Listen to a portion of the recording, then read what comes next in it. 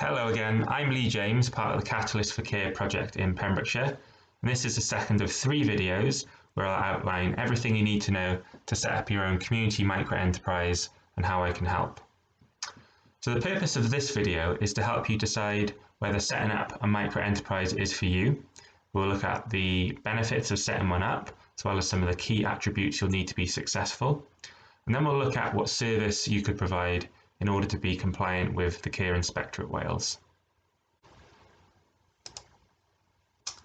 So what are the benefits of setting up a micro-enterprise? Well, the main difference in being an employee of a business to setting up your own is that you get to be your own boss and have total control of everything. So this starts with designing a service that makes the most of your skills and interests. So, for instance, if gardening is your passion, you could set up a support service where this is your USP, your unique selling point. So for anyone looking for support, and in particular with their garden, you'll really stand out in the market. You can also design a service that serves a need that's close to your heart and helps people in your community. And being your own boss means that you can work the hours that suit you. And of course, you've got free support via the Catalyst for Care programme. So I'm here to help you every step of the way. Okay, so moving on, what do you need to become a successful micro-enterprise? Well, there are 3 main attributes. So firstly, you need to be organised. So it's great if you're naturally an organised person. Being your own boss means that you're responsible for managing your service as well as actually delivering it. So that means staying on top of things like sending invoices to customers and promoting your service. But don't worry if that sounds a bit scary, because I'm here to help you to get set up with good processes right from the start. You also need to be networked, particularly in Pembrokeshire, where word of mouth is the main way of connecting with customers. So great if you've got lots of social connections locally, or if you already work in health and social care and have got good connections with local professionals. But if that's not the case, I can help you to network with professionals that can signpost customers to you and also help to get the word out about your service.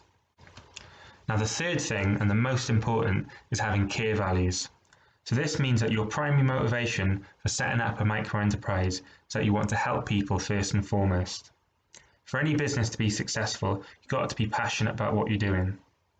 Now, this drive to want to help people is the one thing that I can't help with, and it's the key thing that I'm looking for in someone who wants to set up their own micro-enterprise.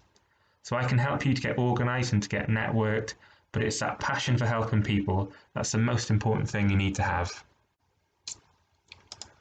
Okay, so if you're still listening, that must mean that you're still interested in the idea of setting up a community micro-enterprise. So next, let's clarify what sort of care support service that you'll be able to offer. Now, the first thing to note is that in Wales, care and support is regulated by the Care Inspectorate Wales, or CIW. So they ensure that all the care and support services are safe and quality. So all the big care agencies and residential homes, they'll need to be registered with the CIW. But the question is, will you need to register? To answer this, we first need to understand the distinction between non-personal care or support and personal care. So non-personal care support includes things like helping people with their housework, helping them to get out and about and access activities, providing companionship. So if you think back to video 1, where we learned a bit about SNA buddies and help at home, those 2 services, those businesses, they provided just support or non-personal care. So if this is the case, and that's all that you provide, then you won't need to register with the CIW. However, if you're providing any sort of personal care, that's a bit different. So first, let's clarify what personal care is. So these are the words of the CIW. Personal care is the day-to-day physical tasks and needs of the person cared for. For example, helping them with eating, washing, or administering any sort of medication. So if you need to help someone to feed themselves, then that would be classified as personal care. But if you're just preparing food for them and they're going to eat it independently, then that's classified as non-personal care or support. Now, also included in the definition of personal care is prompting people to do these personal care tasks.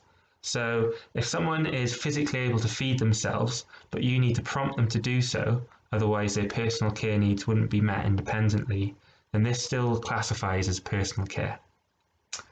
So if your service idea involves any sort of personal care, then you may need to register with the CIW. However, there is an exemption that's relevant to micro-enterprises that means that they don't have to register with the Care Inspectorate Wales.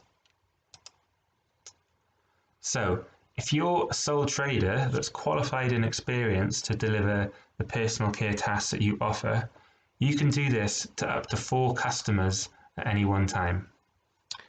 Now, in our Catalyst for Care quality standards, which I talked about in video 1, we also want to ensure that all of the decisions, the direction and control of the care and support is made by the customer, or if they don't have capacity, their legal representative, which would be a family member or a health professional. We believe that an unregulated service shouldn't be making any decisions about a customer's care support, and this should be directed directly by the customer or their representative.